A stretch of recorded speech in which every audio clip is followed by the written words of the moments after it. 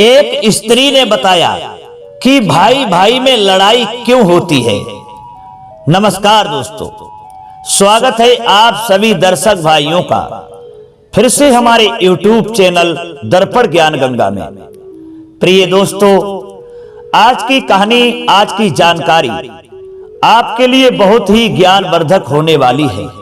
आज की चर्चा में जिसमें एक स्त्री ने बताया कि भाई भाई में लड़ाई क्यों होती है, भाई भाई में झगड़ा क्यों होता है, इसका क्या कारण है, वो कौन सी वजह बन जाती है, वह कौन सा कारण बन जाता है जो भाई भाई एक दूसरे के आपस में दुश्मन बन जाते हैं, एक दूसरे की जान लेने के लिए तैयार हो जाते हैं। दोस्तों, आपने देखा भी होगा कई कई गांव में किसी न किसी परिवार में भाई भाइयों में आपस में झगड़ा होता है और बहुत ही दर्दनाक झगड़ा हो जाता है। एक दूसरे के जान लेने के लिए तैयार हो जाते हैं और यहां तक की ही नहीं कि एक दूसरे के लिए मार भी देते हैं, अर्थात भाई भाई को मार देता है। ऐसा क्यों है, इसका कारण क्या है, किसके पीछे भाई भाई के दुश्मन बन जाते हैं, अर्थात भाई भाइयों में लड़ाई छिड़ जाती है। तो दोस्तों, आइए इस कहानी के माध्यम से आपको समझाने का प्रयास पूरा करेंगे कि भाई भाइयों में लड़ाई क्यों होती है। ये जानने के लिए आपको हमारी वीडियो को पूरा देखना पड़ेगा, अर्थात हमारी इस कहानी के लिए पूरा ही सुनना पड़ेगा, तभी आपको ये जानकारी मिल पाएगी कि भाई भाई में लड़ाई क्यों होती है। तो चलिए दोस्तों, अब शुरू करते हैं ये कहानी। बस आपसे निवेदन है कि आप हमारी वीडियो की समाप्ति होने तक चैनल पर बने रहें। प्रिय दोस्तों, एक समय की बात है, किसी राज्य में विक्रमादित्य राजा राज्य करते थे। वे राजा बहुत ही अच्छे और धर्मज्ञ राजा थे। कहते हैं सम्राट विक्रमादित्य अन्य राजाओं की तरह विलासी नहीं थे। वे हर समय इसी चिंता में रहा करते थे, अर्थात चिंता में डूबे रहते थे कि प्रजा को किस किस बात की तकलीफ है और वह किस प्रकार से दूर की जा सकती है। दोस्तों, कहते हैं कि जिस शासक को, यानी जिस राजा को प्रजा की चिंता नहीं, अपनी ही चिंता रहती है, उसे रक्षक नहीं बल्कि भक्षक समझना चाहिए। और दोस्तों, बात भी सच है, जो राजा अपनी ही चिंता करता है, अपने प्रजा के लोगों की चिंता नहीं करता, तो भला वे प्रजा का भला क्या कर सकता है। और जिस राज्य में ऐसा राजा होता है जो अपनी ही चिंता को देखता है, तो वहां की जो जनता, वहां की प्रजा हमेशा भयानक दुखों को भोगती है, अनेक दुखों में घिर जाती है। ऐसा हमारे शास्त्रार्थ कहते हैं। दोस्तों, एक दिन की बात है, प्रातः 4 बजे महाराज विक्रमादित्य अपने महल से बाहर निकले। बिल्कुल अकेले थे और किसानी भेष में थे। एक ओर को चल दिए। एक जंगल में जाकर के उन्होंने देखा कि एक तरफ से एक रीछ आया और उनकी सामने वाली राह पर होकर आगे चलने लगा। उस रीछ ने महाराज को नहीं देखा, परंतु सम्राट विक्रमादित्य ने उसे देख लिया था। प्रिय दोस्तों, थोड़ी दूर चलकर वह रीछ जमीन पर लोटपोट हो गया और एक आला वाला 16 साला नव युवती बनकर एक कुएं पर जा बैठा। सम्राट भी छिपकर ये निराला तमाशा देखने लगे। उन्होंने विचार किया कि अभी तो ये हमारे सामने एक रीछ चल रहा था, अभी एक नवयुवती सुंदर स्त्री कैसे बन गई और कुएं पे जाकर बैठ गई। अब तो हमें इसको गौर से देखना चाहिए कि ये है तो है कौन और ये क्या करेगी। तो दोस्तों, छिपकर के राजा वीर विक्रमादित्य उस रीछ का तमाशा देखने लगे कि वो स्त्री क्यों बन गई और कुआं पर जाकर के क्यों बैठ गई। दोस्तों, फिर राजा वीर विक्रमादित्य देखते हैं कि तब तक कुएं पर 2 सिपाही आए और दोनों सगे भाई थे। छुट्टी लेकर के घर जा रहे थे। कई नौकरी कर रहे होंगे तो छुट्टी लेकर के अपने घर जा रहे थे। युवती ने मुस्कुराकर के बड़े भाई से कहा कि तुम्हारे पास कुछ खाने को है, मुझे बहुत तेज भूख लगी है। तब बड़ा सिपाही कहने लगा, जी नहीं। दोस्तों, युवती ने कटाक्ष मार करके कहा, मुझे बहुत तेज भूख लगी है, आप समझने की कोशिश करें, भूखों मेरा दम निकला जा रहा है। तब बड़ा सिपाही उस युवती पर मोहित हो गया था। वह बोला, यदि आपकी आज्ञा हो तो समीप के किसी गांव से ले आऊं। तब उस युवती ने कहा, आपको तकलीफ होगी। बड़ा सिपाही कहने लगा, जो बड़ा भाई था, आपके लिए तकलीफ? अरे आपके लिए तो हम जान तक दे सकता हूं। युवती ने पूछा, क्यों? आप हमारे लिए जान क्यों दे सकते हो? तब बड़ा सिपाही कहने लगा, सुंदरता के कारण, क्योंकि सुंदरता भी ईश्वर में से ही आती है। कहते हैं कि जो ज्यादा अधिक सुंदर होता है वो ईश्वर का रूप होता है, क्योंकि ईश्वर ही सबसे ज्यादा सुंदर है। और सुंदर चीज को देखने से मालूम होता है मानो मैंने ईश्वर का दर्शन कर लिया हो, मुझे ईश्वर का दर्शन हो रहा हो। दोस्तों, युवती ने कहा, तो ठीक है, तो चले जाओ और ले आओ। बड़ा भाई दोस्तों चला गया एक गांव में भोजन की तलाश में। इधर दोस्तों युवती ने छोटे भाई को कटाक्ष मारा और अपने पास बुला लिया। वह छोटा भाई आकर के अदब से वहां अलग बैठ गया। तब युवती ने कहा कि मैं तुम पर रीझ गई हूं। छोटा बोला, ऐसी बात मत कहिए, आपने बड़े भाई साहब पर कृपा कटाक्ष किया था। आप मेरी भावज हैं और भावज माता होती है, और आप ये हमसे क्या कह रहे हो कि आप हम पे रीझ गई हो? अरे मुझे इतने बड़े पाप में क्यों डाल रही हो? आपसे तो मेरा बड़ा भाई प्रेम करता है, आप तो मेरी भाभी माँ हैं, और माँ के लिए मैं ऐसे दुर्व्यविचार सोचूं तो मैं तो बड़ा नीच प्रवृत्ति का भाई होऊंगा। मुझे माफ करना, आप तो मेरी धर्म की माँ हैं, आप ऐसा हमसे न कहें। क्योंकि कहते हैं कि जो लोग अपनी मां समान भाभी पर कुदृष्टि डालते हैं, उन्हें बुरी नजर से देखते हैं, वासना की नजर से निहारते हैं, तो उनके लिए नरक में भी जगह नहीं मिलती। बहुत बड़ा पाप करते हैं वो और नरक को भोगते हैं। इसलिए जो आप सोच रही हो ऐसा हम कभी नहीं सोचते। दोस्तों, छोटे भाई की ऐसी बातें सुनकर तब भाई युवती कहने लगी, तुम बड़े मूर्ख मालूम पड़ते हो। छोटा बोला, क्यों? युवती ने कहा, तुम्हारे बड़े भाई की उम्र क्या है? छोटा बोला, लगभग 50 साल की होगी। तब युवती ने पूछा, तुम्हारी? छोटा बोला, मेरी लगभग 35 साल की होगी। वह स्त्री फिर कहने लगी, और मेरी? तो छोटा कहता है, आप ही जाने। युवती ने कहा, अपनी बुद्धि से तो बताओ। छोटा बोला, होगी 15 लगभग 16 साल की। दोस्तों, तब युवती कहती है, अब तुम ही बताओ कि एक 15 साल की लड़की और 35 साल के आदमी को पसंद करेगी या 50 साल वाले बुढ़े को? छोटा सिपाही निरुत्तर हो गया, कोई उत्तर देने के लायक नहीं रहा। दोस्तों, युवती ने फिर कहा कि जो मैं कहूं आप वही करो, तुम मेरे साथ भाग चलो। छोटा बोला, कदापि नहीं, ऐसा नहीं हो सकता। आप मेरे बड़े भाई से सप्रेम बातचीत कर चुकी हैं, आप भावज हैं और माता के समान हैं, ऐसा मैं नहीं कर सकता। दोस्तों, युवती ने कहा, मेरी आज्ञा यदि तुम नहीं मानोगे तो मारे जाओगे। छोटा बोला, चाहे कुछ भी हो, उसकी हमें कोई परवाह नहीं है। दोस्तों, थोड़ी देर में पाव भर पेड़ा लेकर के वह बड़ा सिपाही आ गया, जो छोटे सिपाही का बड़ा भाई था। युवती ने अपनी साड़ी जहां तहां से फाड़ डाली। उसी फटी साड़ी से मुंह ढककर वह रोने लगी। बड़ा बोला, रोती क्यों हो? ये लो पेड़ा खा लो। तब युवती ने कहा, पेड़ा उधर डाल दो कुएं में और तुम भी उसी में कूद पड़ो। बड़ा बोला, क्यों, ऐसा क्या बात है? आपसे किसी ने कुछ कहा है या कोई और बात है? तब युवती कहती है कि तुम्हारा ये छोटा भाई बड़ा ही दुष्ट है। यदि तुम जल्दी नहीं आ जाते तो इसने मेरा सतीत्व नष्ट कर दिया होता। ये देखो, छीना झपटी में मेरी रेशमी साड़ी तार तार हो गई। दोस्तों, ये देख करके उस बड़े भाई को बड़ा क्रोध आया। बड़ा छोटे से पूछने लगा, क्यों बे, ये हरकत? अरे तू जानता नहीं है कि ये तेरी होने वाली भाभी माँ है और तूने ये हरकत माँ समान भाभी से की? छोटा बोला, भाई साहब ये झूठ कहती है। बड़ा बोला, हूं, तू सच्चा है और वह झूठी है। छोटे ने कहा, हे भाई, मैंने कुछ भी नहीं किया। बड़ा बोला, और ये बिना कारण ही रोती है? साड़ी कैसे फटी? अरे तूने कुछ किया नहीं है तो ये साड़ी कैसे फटी?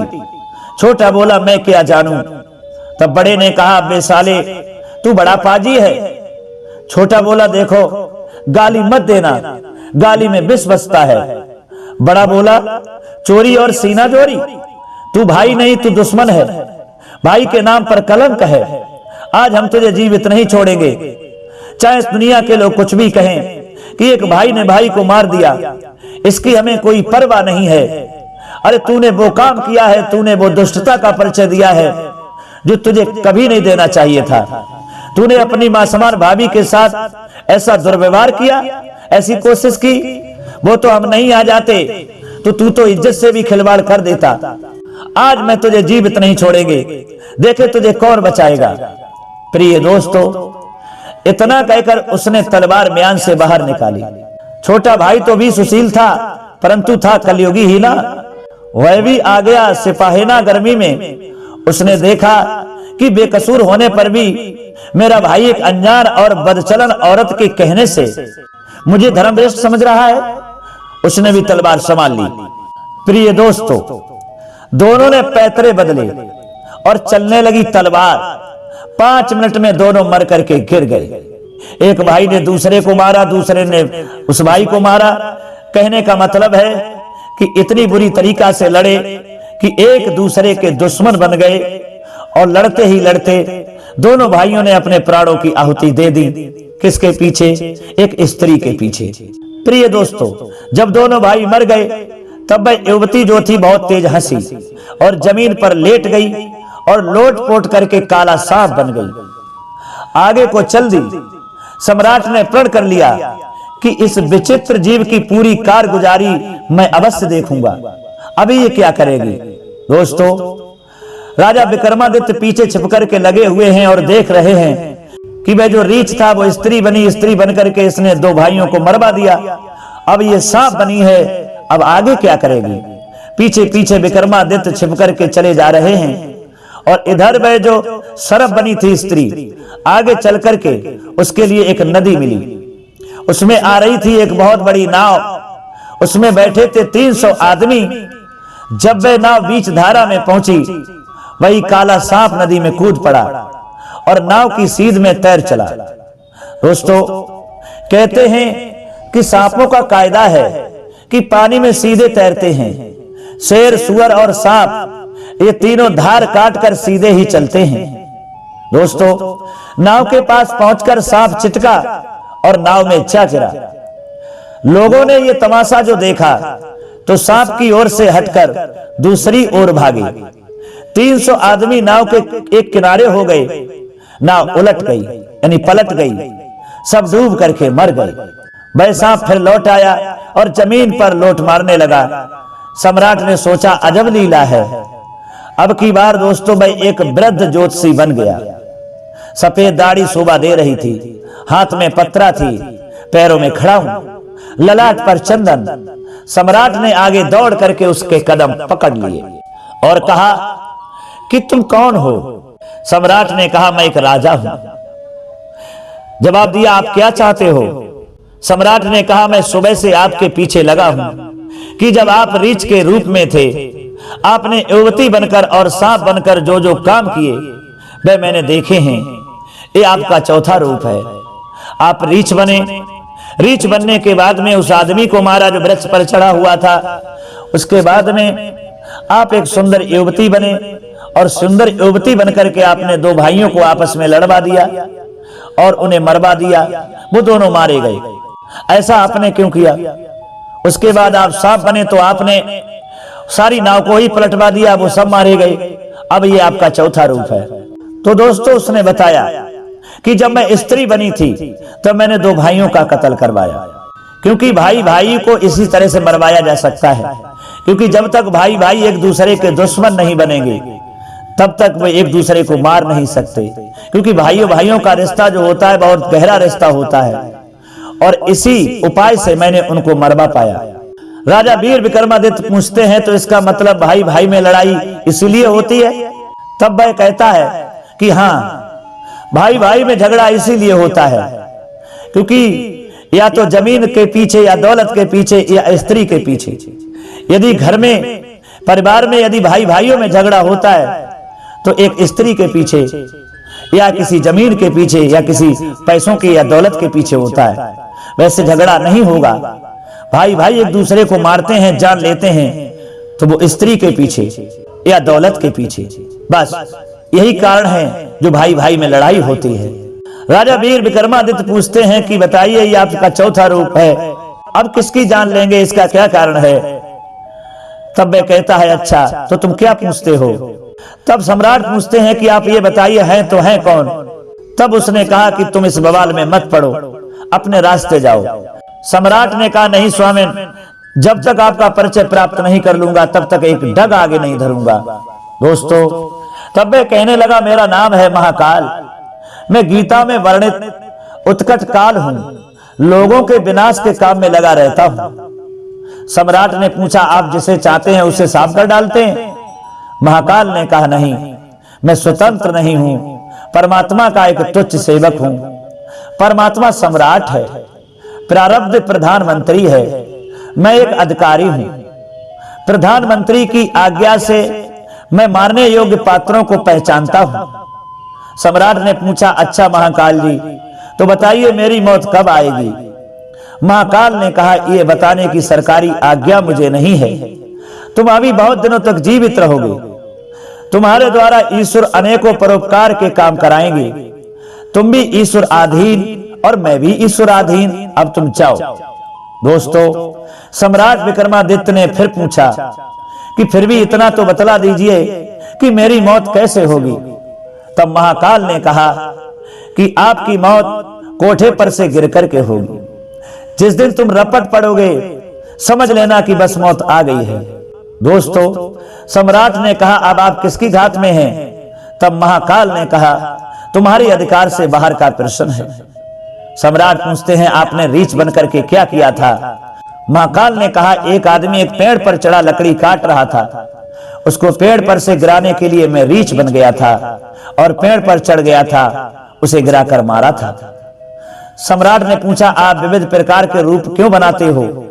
तब महाकाल ने कहा, जिसकी मौत जिस रूप में लिखी होती है उसे मैं उसी बहाने से मारता हूं। कहते हैं कि हीला रजक बहाने मौत। दोस्तों, फिर सम्राट ने पूछा, क्या कोई आपके कराल हाथ से बचा भी है?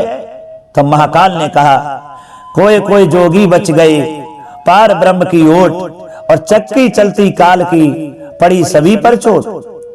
जवाब दिया, कोई कोई तो बच जाते हैं और वही लोग बचते हैं जो उस ईश्वर पार ब्रह्म की ओट में होते हैं, उनके भक्त होते हैं। और ये काल की चक्की तो चलती रहती है और सब पर इसकी चोट पड़ती है। अब बचता कौन है वो सुनिए। अब बचता वही है जो परमात्मा की ओट में रहता है।